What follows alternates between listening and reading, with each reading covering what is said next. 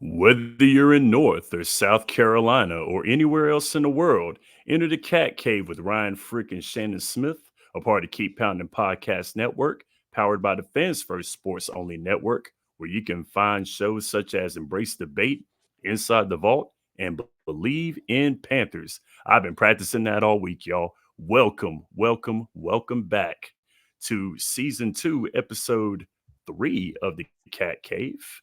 As we come back at you again, Shannon Smith here, along with Ryan W. Frick. My man, how you doing?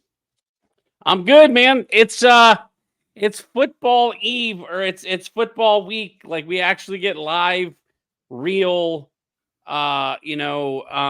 regular season football this week. So I am super thrilled and ready to break down some Carolina Panthers talk on this week's show. Absolutely. I'm looking forward to it as well, too. But Ryan, I want to kind of segue to something else here, but then I'm going to get us back on course, but it has something to do with what we're talking about. So the very first question I have for you today is any fond middle school memories?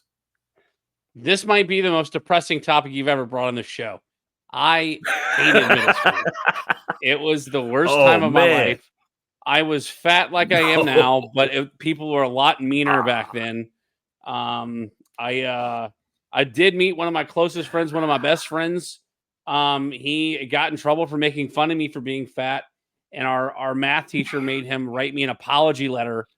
And and we found out we lived close to each other, and for the entire summer, we would ride our bikes with grocery bags with Nintendo 64 games back and forth to each other's house. So, yeah, that would probably be my only fond memory, is the fact that, like, I made one of my best friends in the 6th grade. But beyond that, middle school was terrible. I wasn't athletic. I stopped playing baseball in 6th grade because I had a career batting average of .0001. So, like, if you know how baseball statistics work, I mean, I only had one base hit in my entire Little League baseball career that wasn't coach, pitch, or T-ball, because I was that bad at it. And I don't want to talk about, like, OBP or anything like that. Like, I was the kid that, like, they threw in the outfield at the end of the game because they had to play everybody, So yeah, that was as far as my middle school memories go. Like, that's about all I've got. What about you, Shannon? Did you have a good middle school? Were you one of the kids that actually enjoyed middle school? Because I peaked in high school, but middle school was terrible for me. You know what, man? I hate to be the bearer of bad news, but middle school was pretty good for me. I actually live close to my old middle school. It closed down in 2002. And I have very, very good, fond memories at Woodward Middle School in my hometown of Wilkesboro, North Carolina. We had a great time. I played basketball and I ran track and played a little baseball as well too. I had a lot of fun. I enjoyed my middle school. My 7th grade teacher and I, we eat every other Monday, and he's a big Panthers fan on top of that too. So we were talking about this game when we met up for dinner on Monday. But yeah, middle school was cool. Now, everybody out there, I didn't bring this up just to make Ryan feel bad or make me feel good. I didn't do that. That's not the case.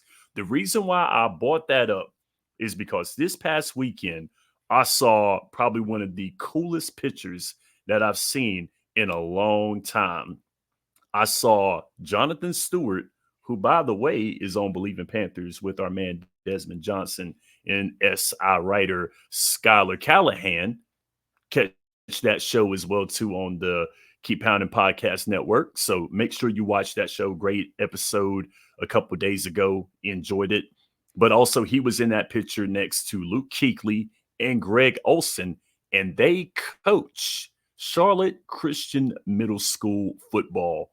3 Panthers who were integral parts of this wonderful team that went to the Super Bowl, that played incredibly great football. My opinion, Luke Kuechly is probably one of the best linebackers in the last decade that he played. Like, he was one of the best linebackers in Panthers football history, has to be, hands down. Greg Olsen, who was a steal for the Panthers back in the days when they traded for him from Chicago. Big time player, big performer. And of course, Jonathan Stewart, who's the all time leading rusher in Carolina Panthers history. To be a middle school kid coached by those three men, Ryan, would that make you want to play football right there if you were coached by those three men? I mean, listen, at 5'7", I would at least try. Like, not to get into too many details, but as a little kid, my doctors told my parents not to let me play contact sports. Later in life, I found out that the reason behind that was untrue.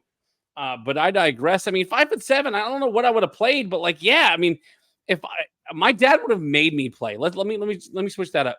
If I was in an area where there was 3 former NFL players for the team, like it was close to home, that were coaching football, my dad would have made me play just so that he could go and like rub elbows with the coaches. Like I come on, you gotta know it's gonna be happening. And so yeah, I probably would have tried to play. Right. I would have been one of those bench safeties. Like I'd play special teams, even though I wouldn't be able to block anybody. Like I would just be the decoy that's like, hey, I'm gonna get you, psych, and just let him zip right past me because a 5'7", 140-pound kid isn't really gonna do a whole lot of blocking, as from some guy trying to tackle the ball carrier. So yeah, I would have tried, but it wouldn't work out for me. Oh, I definitely understand. And I couldn't blame anybody who would want to play for this squad. Charlotte Christian Middle School.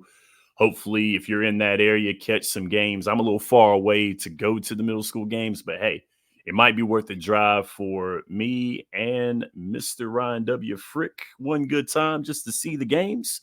But now, since we got off that very cruel memory lane that Ryan Frick walked down just a minute ago, we're going to go ahead and talk about this game, which we hope is not going to be a bad walk down memory lane, considering the fact that the Panthers only won 2 games last year. So, with that being said, we all know, as you can see on the ticker, the Carolina Panthers will be playing the New Orleans Saints. The Panthers are -4 points, but it's going to be Sunday on Fox at 1:00 p.m. Week 1. We are close to being here. So now, let's go ahead and break down the nuts and bolts of this game here. So, what would be the keys to victory for our Carolina Panthers, Ryan? Well, for starters, for gamblers, -4 points means that they're a 4-point favorite over the New Orleans Saints. Sorry, Shannon. The keys to the game, run the football, stop the New Orleans Saints offense. Listen, if you look at what happened with New Orleans last year, they finished 9-8. It's the same record of the Tampa Bay Buccaneers, who won the NFC South last year. They finished 2 games ahead of the Atlanta Falcons. The Atlanta Falcons have a lot of new faces on that team. But we're not talking about the Falcons. We're talking about the Saints. A lot of returning faces for the Saints. When you look at that offense, Derek Carr returns. Even though Spencer Rattler, turned heads in training camp, Derek Carr will be your starter. They've got Alva Kamara for like his 13th year in the league. He's getting a little older, but he's still a guy that you've got to worry about. Chris Olave, Taysom Hill, that somehow everybody forgets about going into the season, a guy that could come in and play wildcat quarterback, listed as a tight end / quarterback. You don't see that a lot. The keys to the game is to make sure you set Bryce Young up for success. Run the football. Run it successfully. Keep the ball out of the hands of the New Orleans Saints by playing good defense, which has been the trademark of Panthers football for almost their entire existence. I know we lost some guys on defense last year. We did replace some guys. We are also missing some guys from the secondary going into week 1. But listen, if you can contain Derek Carr, which I know that's really weird to say because nobody thinks about containing Derek Carr. But if you can sort of slow down Alvin Kamara, put pressure on Derek Carr, make him make some bad decisions, give yourselves the most opportunities on offense, meaning give yourself the most possessions that you can on offense to run this new look offense. Set Bryce, block for Bryce Young, keep him upright, run the football successfully, get the ball in the hands of your playmakers. I'm talking if Xavier Legette plays, I'm talking Adam Thielen, I'm talking Jonathan Mingo, I'm talking Chuba Hubbard. To an extent, Miles Sanders. Jonathan Brooks is still dealing with his injury issues. I don't know if he's going to play this week, but again, he's a rookie, so he's not going to see time, in my opinion, over the likes of Chuba and Miles Sanders. So if the Panthers want a chance to win this game, they're going to have to maintain drives, extend drives on offense, find ways to put the ball in the end zone, which did not happen a lot last year, and force 3 and outs on the defensive side of the ball, which I know it's everything that I'm saying is sort of Captain Obvious. But the longer that defense stays on the field, I don't care how good it is. I don't care how many Pro Bowlers you have on there. I don't care if we still had Brian Burns. The longer you keep that defense on the field, the harder it's going to be to stop a New Orleans Saints team that won 7 games more than the Panthers did a year ago. Absolutely. I mean, considering the fact that you said everything that is being said right now is Captain Obvious, I get it. But this is stuff that the Panthers are not doing. They didn't do that last year. So, of course, you have to start with fundamentals. You have to do that. The main thing to me that the Panthers will have to do is see if they set up that passing game. That vertical passing game is going to be something that's going to do it for them. I know the running game is what it is. I know Chuba and those guys are doing what they're doing. I know that they're good runners. The offense has been around the run, but the passing game is something that's got to be established. We have to get the ball down the field. We have to get the ball in the end zone, of course. And like you said, no matter how good the defense is, if it's out on the field so much, we're not getting anywhere because the offense can't do anything during that. The offense can't put points on the board. The defense is going to be out there. The defense is going to get beat up. That's going to give the Saints time to get there, give them time to get into the end zone, get them into the red zone. They're going to beat us down. It's going to be a foot race. And all we got to see is if Carolina's going to turn this into a foot race, turn into a sprint or a marathon when it comes down to the offense. So that's your curious. keys to victory. So anything else? Yeah, I just wanted to add, I'm curious to see what sort of difference Deontay Johnson makes on this offense. Obviously, we talked about Xavier Legette getting drafted in the first round. We talked about Adam Thielen in this offense that really had a phenomenal first half of last year before the offense sputtered out and defenses were able to shut him down. I think the big thing that would be to see what Deontay Johnson can come in and do for this offense, because everybody else, that we're talking about has been on that team. And so it's what does Deontay Johnson bring to this offense? Can he take some attention away from Adam Thielen? Can Xavier Legette, if healthy, what can he do to draw some attention for some of these guys on offense? Even if it's to play decoy to open up the run game. So I think ultimately it's offense versus defense. What can Carolina's offense do against New Orleans defense? We kind of know what to expect from the Carolina Panthers defense. We sort of know what to expect from the New Orleans Saints offense. So that's basically it for me. Like, you got to see what the newcomers on this team are going to do with yet another new coaching staff, the third coaching staff in 3 years. But yeah, I mean, I think they got a shot. I don't think it's going to be a blowout, but yeah, you got to come out and show your potential, and what better way to do it than to do it on the road against the team that tied for the division lead last season. Yeah, absolutely. That's definitely going to be a big thing, is the road test. This is Carolina starting out on the road, 16-14 all time against the Saints. Saints have got 2 games over them. So, of course, this is going to be a measuring stick for the division. On top of that as well, too, your first division foe. You'll end up being 1-0 or 0-1 in the division starting out. So, moving right along, we're going to see who to watch on offense and defense on both teams. Let's go ahead and start out with our Panthers. Ryan, who you watching? I think on offense, I'm looking for. I think I already mentioned it. Deontay Johnson is who I'm looking for on offense. On defense, I'm looking honestly with no Brian Burns. I don't mean to be a homer when I talk about this, but I'm curious to see what Jadeveon Clowney can bring to this defense. I mean, he was brought in to be a pass rusher. He had a career high in sacks this past season in the NFL. At least he tied a career high with 9.5 sacks, and they've got to make up some production that they lost in the offseason. Shannon, I don't know if you want to go Panthers first or if you want me to go Saints. But I think I can go Saints. I think again, the guy that I'm looking out for on the Saints offense is Alvin Kamara. If they can't shut down Alvin Kamara and he runs all over this team, it's going to be a long day. I'm not really sure who to look at on defense for the Saints. They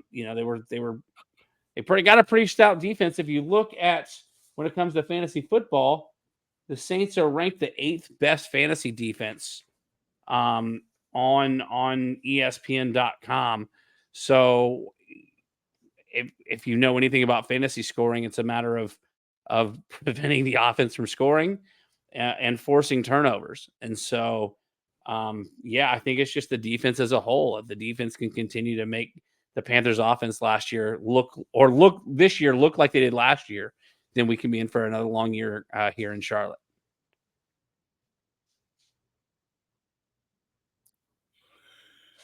I understand that as well. So one thing we're really going to have to look at, of course, on offense is see Bryce Young. That's the obvious, I would say, is Bryce Young on offense.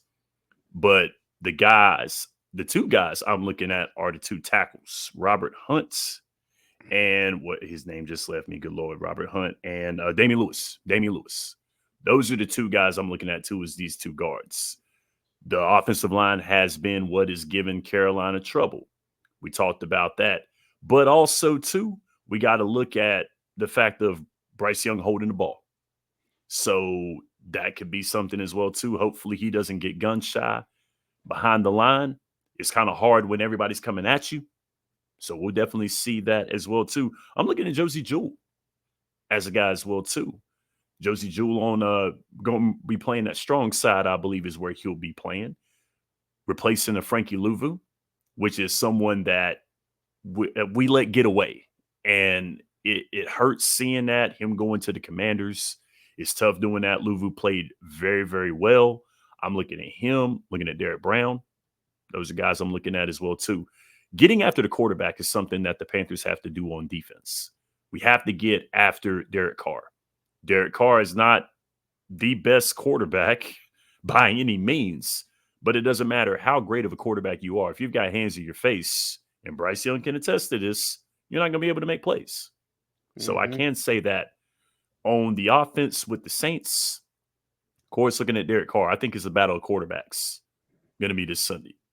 Who makes the most mistakes, or who gets into the end zone, or who leads the drive is going to be what we're going to be looking at. And on defense now, I can't believe you forgot this right here, Ryan.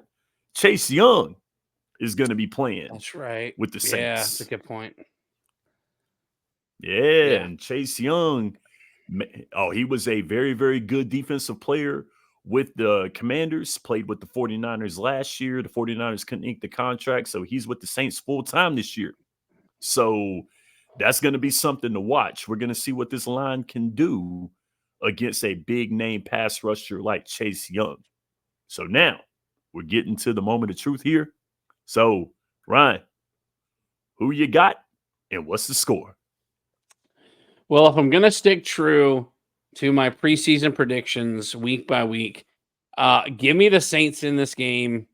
I don't think it's a blowout, but I do think they win by 7 to 10 points. Give me the Saints. Give me the Saints 28 to 17. Okay. All right. So I'm going to go ahead and go Homer and say Panthers 21-14 is what I'm thinking. No. I'll take that back. I'll say 24-21. I think is what's going to be. It is going to be nip and tuck. I don't see this game going away. I don't see the Panthers. I see the Panthers playing very consistent offense. I want to see what Dave Canales is going to do with Bryce Young. I want to see if this mad scientist can tweak Bryce Young or get Bryce Young to playing well and increasing his numbers like he did Geno Smith, like he did the Baker Mayfield. I want to see what he can do. Yeah, I want to see what he can do with both of them. So if he can get that done with Bryce being so young, we gonna see. Well, everybody. Hey, Shannon, let me ask you a question before. Hold on. Go. Let me ask you a question before we sign off real quick. Just hypothetically, if this season doesn't pan out for Bryce Young and he has a year that was as bad, if not worse, than he was last season. Let's throw that out there. Get the bad juju out the way. Let's go ahead and ask the question. Let's say the Panthers finished 3-14, a game, or even 4-13. Let's say they wind up with another top 5 pick. Do the Panthers give up on Bryce Young after 2 years? Whoa. I would probably, in a perfect world, the answer is no. But I think it's a yes. Yeah. If it happens, I think they're done with him. It shouldn't be the case, but considering the fact that he's had a roller coaster, no, not a roller coaster, I'm sorry. He's had a carousel of coaches on that offense. Got a new head coach. This is his second year. Although that shouldn't be held against him, it will be. He's playing quarterback. Doesn't matter. Especially with the quarterbacks that have played the way they've played this year. You know, CJ Stroud. He did well in his rookie year. Jordan Love, his first year starting. He exceeded expectations. Got a new contract. Brock Purdy. Looking at this, even though those are different quarterbacks in different situations, it still doesn't matter. Yeah. That's going to be the measuring stick. That's going to be what people are going to be seeing. And the organization is going to be looking at these players and saying, why can't that be us? So it shouldn't be that way. They shouldn't give up on him. But to be honest with you, if it does go to the crapper, if it does go bad, if it goes down to 2, Dave Canales will be looked at differently. This front office, unfortunately, probably won't point fingers at themselves because they spent money this year. So, of course, it's going to go to the coach and going to go to the players. So that answer is I don't think we see a coaching turnover. Yeah, I don't think we see a coaching turnover after year 1. But like if the Panthers offense sputters, and it's made pretty clear early on that Bryce Young's not the guy, I'm curious as to whether or not the worst owner in sports decides to admit that he made a mistake in drafting Bryce Young, and decides to maybe trade him away and get something for him and go draft another quarterback in next year's draft. But to err on the side of optimism, I did say that I had every single team in the division finishing 8-9. I think an 8-9 season is going to be good enough to keep Bryce around. I think even if the season goes south, and Bryce Young isn't made to be the scapegoat, I think he's fine. But if the offense is bad and it's very clearly on the shoulders of Bryce Young, I can't imagine why the Panthers wouldn't at least try to move on from him like the 49ers did with Trey Lance. I mean, let's be honest. The Niners, Trey Lance was the successor. Then he gets hurt, and Brock Purdy comes in, lights up the NFL, and Trey Lance is sitting back up to Dak Prescott in Dallas. I don't know if he's still on the team. Maybe he got cut. I don't know, but nevertheless, I know it's a very premature question to ask, considering we haven't even seen the regular season premiere yet. But I wanted to go ahead and pose that question. Now you can sign off. Sorry, I interrupted your intent to No. sign off the show. Oh no, that very good question. A discussion. That's what we do here in the cat cave. That was a heck of a question. So hey, I'm not mad at it at all. I'm actually glad that you posed that question because who knows? Maybe or maybe not. We might not have had to ask that question. Maybe the Panthers go and do very, very well, and maybe we didn't get to ask that question, and that's something that we could think of. Or we might be asking that question in week 5. Let's hope not. Week 11.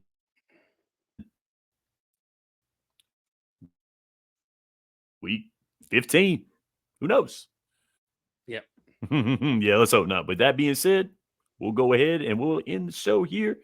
You can see us here, as you can see, Shannon Smith on the X, the IG, and the TikTok, podcast_Smitty. Catch me on Quick Hits with Shannon Smith Wednesdays at 9 a.m. on the Boom Broadcasting Network. Hey, flood the DMs, flood the chats, everything. Let's talk some sports. I'm all about that. And of course, our resident comedian, stand-up comedian, Ryan W. Frick. Catch him on Tap Outs and TDs on X, Facebook.com/tapouts and touchdowns, and his IG with Ryan W. Frick. And of course, catch us, the Cat Cave as a show, on the IG and X at the Cat Cave _FFSN. Talk to us. We'll respond back as much as we can when Ryan's not on stage and I'm not in front of a camera doing a podcast. But with all that being said and all that being considered, you can now exit the Cat Cave.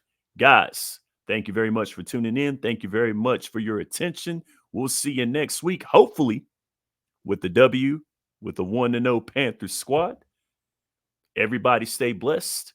Have a good week and go Panthers.